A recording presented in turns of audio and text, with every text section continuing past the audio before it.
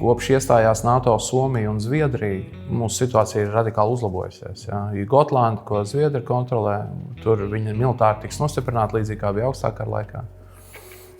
Somijas robeža garā ir nevis Somijas izaicinājums, bet Krievijas izaicinājums. Ja. Tur Norvēģija un Somija var stabili apdraudēt Murmansku, tur ir kodola zemūdens.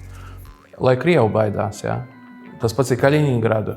Kopš Baltijas jūra ir NATO ezers, lai baidās Kenigsbergas iedzīvotāji, ja karalauču, kā latviski mēs teiktu, lai viņi raustās. Ja. Tātad situācija ir uzlabojusies būtiski, kopš Zviedrijas Somija iestājās.